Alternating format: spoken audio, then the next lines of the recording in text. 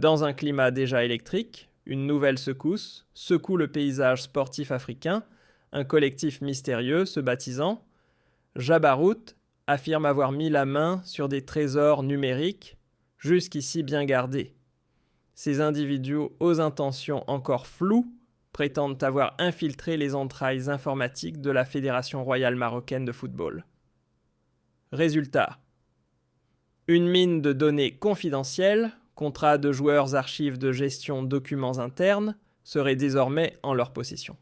Et selon leur propre récit, tout cela ne serait pas un simple exploit technique, mais une riposte face à ce qu'ils décrivent comme un système vicié. Magouille entourant la Coupe d'Afrique, manipulation. Des arbitres, favoritisme organisé et ambiance de chantage permanent orchestré, disent-ils, depuis les coulisses de la CAF. Les révélations enflamment la toile sur Telegram et autres plateformes sociales. Les accusations s'étendent comme une traînée de poudre ravivant de vieilles plaies liées aux dessous troubles de l'arbitrage africain.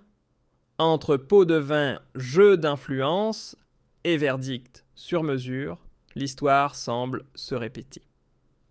Le récit qui domine n'évoque rien de moins qu'un assaut numérique, ciblé un sabotage chirurgical de réseaux internes.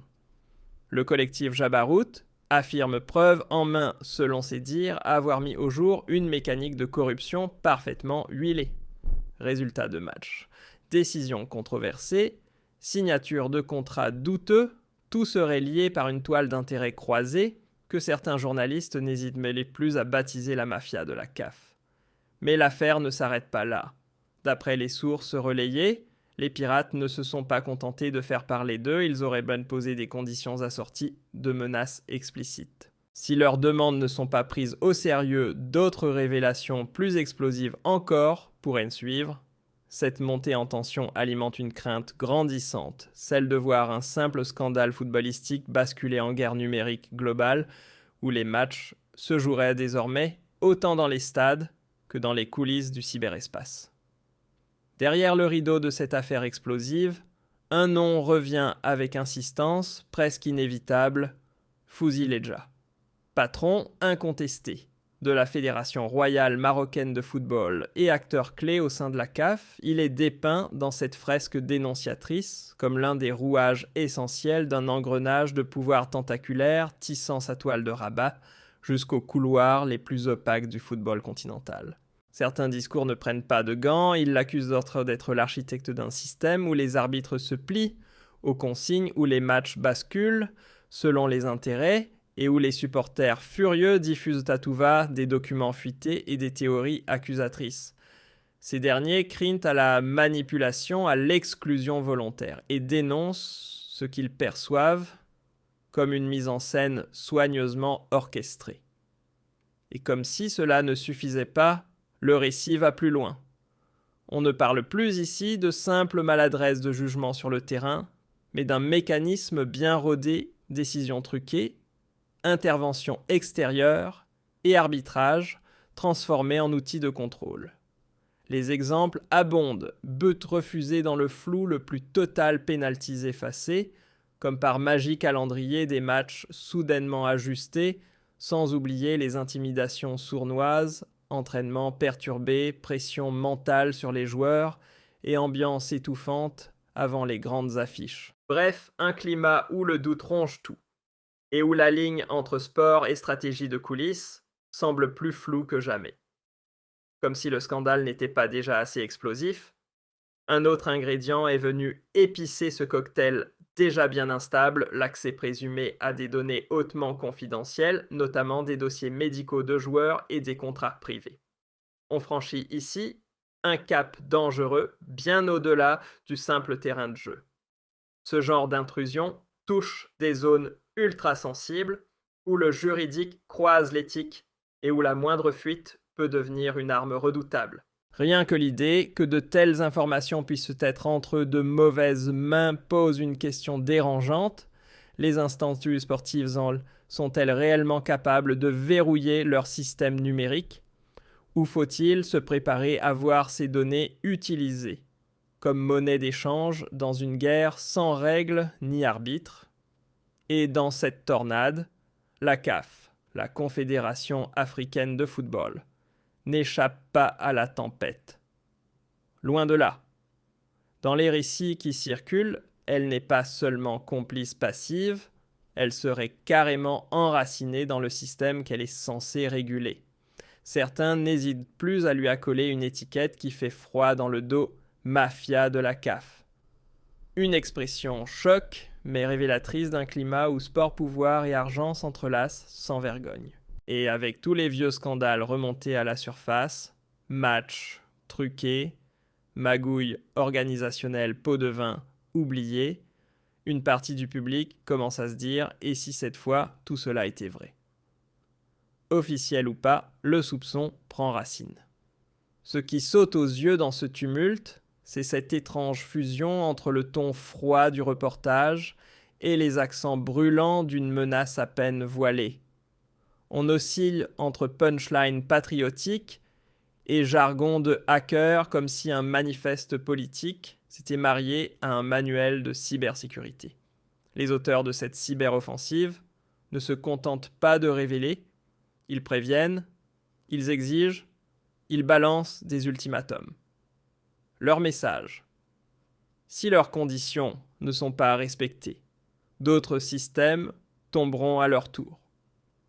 Résultat, les institutions visées se retrouvent face à une équation explosive entre devoir de transparence, protection des réseaux informatiques et urgence d'éviter que le chaos numérique ne devienne incontrôlable. Mais pendant que certains crient au scandale, d'autres tempèrent. Des analystes, plus mesurés, y voient peut-être moins une attaque coordonnée qu'un coup de théâtre médiatique soigneusement chorégraphié. Dans leur lecture, on parlerait davantage d'une guerre de l'image, où les gros titres tapageurs et les accusations chocs servent avant tout à secouer les émotions et à tordre le prisme de l'opinion. Dans une région déjà à vif, ces voix sages rappellent qu'il est essentiel de ne pas tout confondre l'indignation sincère face à un arbitrage douteux, oui, mais céder à des narratifs bancals, non.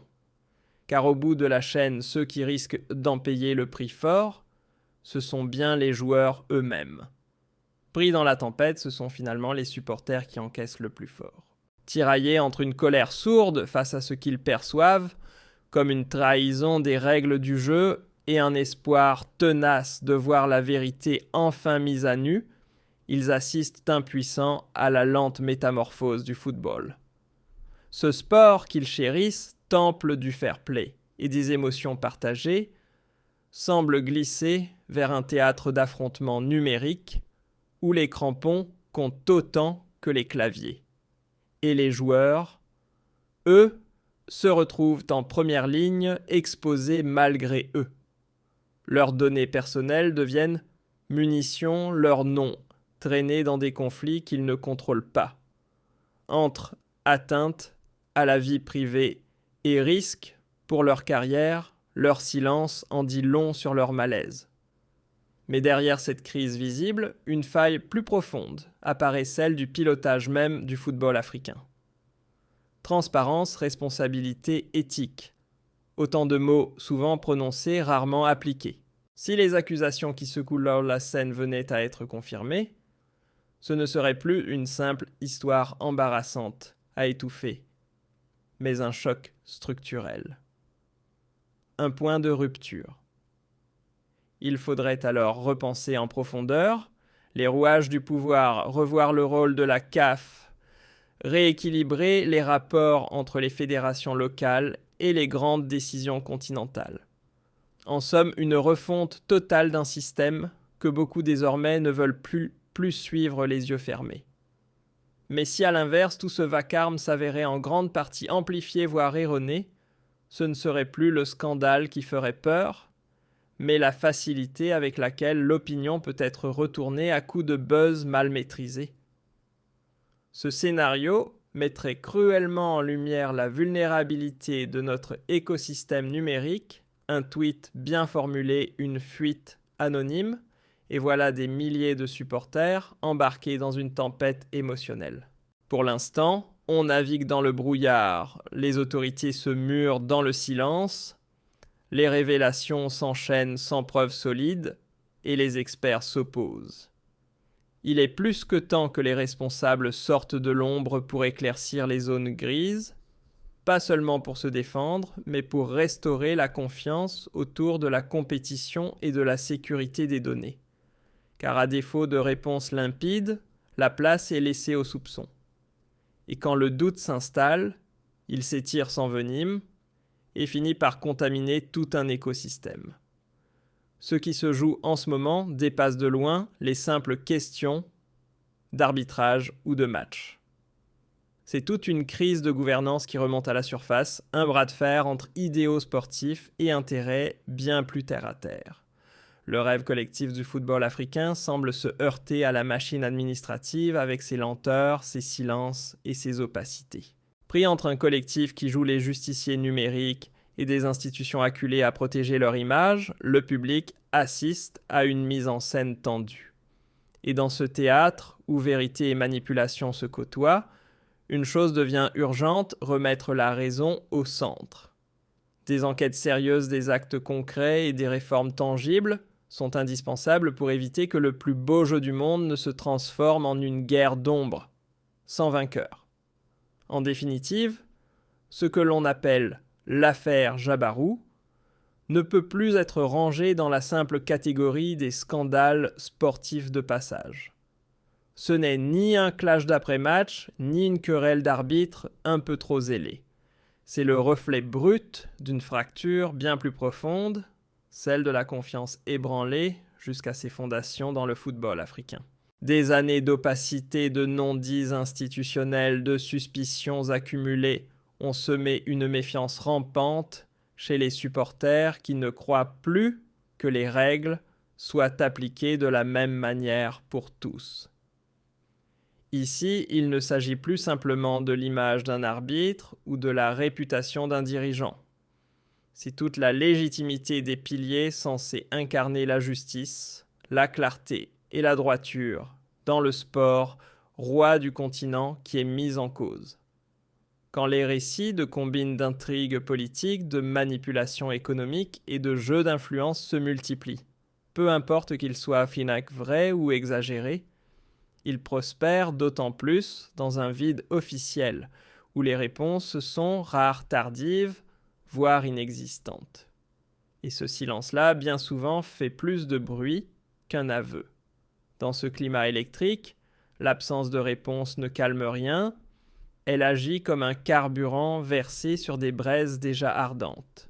Le vide laissé par les silences officiels devient un terrain fertile pour toutes les suppositions, les surinterprétations. Et parfois, les dérives les plus douteuses.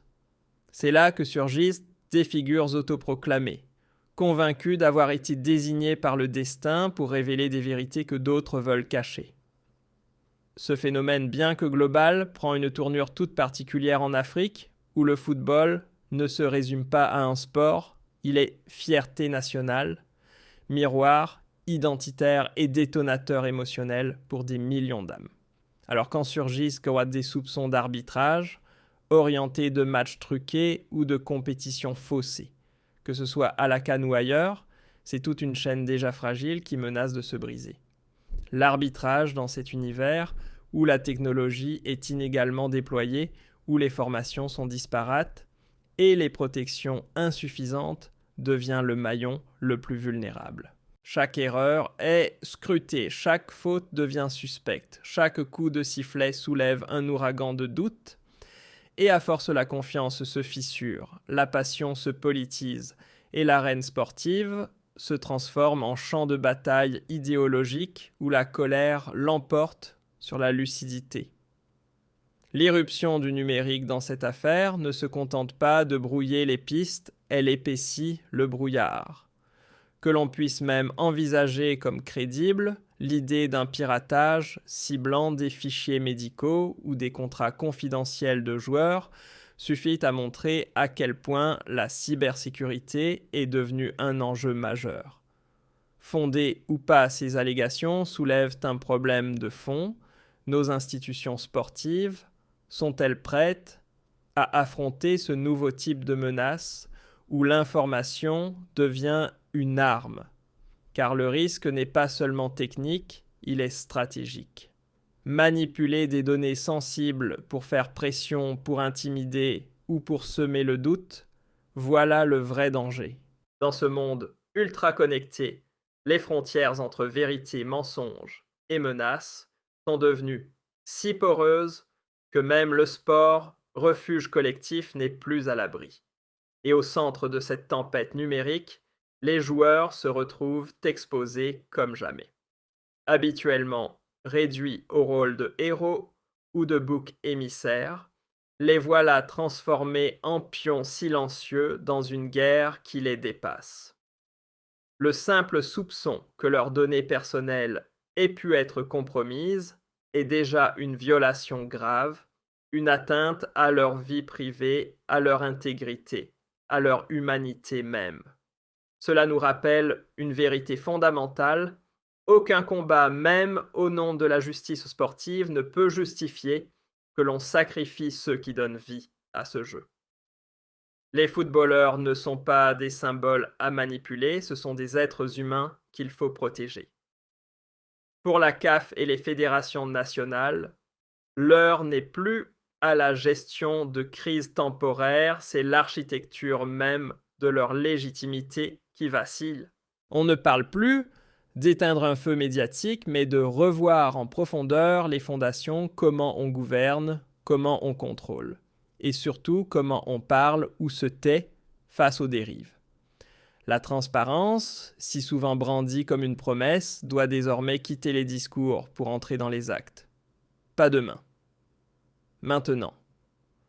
Cela implique des règles de nomination, des arbitres limpides, comme de l'eau de roche, des systèmes d'évaluation objectifs et publics, des commissions disciplinaires réellement indépendantes et des rapports clairs, lisibles, accessibles au grand public. Mais plus encore, cela exige une rupture nette avec la culture de l'arrangement discret et du silence complice. Car sans volonté politique forte, sans engagement réel, tout cela ne restera qu'un joli emballage sans contenu. Mais attention, vouloir faire tomber les masques ne signifie pas qu'on peut brûler les règles.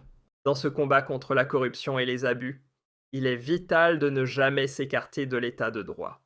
Les menaces brandies comme des épées, les ultimatums balancés comme des grenades, ou les envolées vengeresses, même habillées de nobles intentions, peuvent vite transformer une cause juste en un chaos stérile.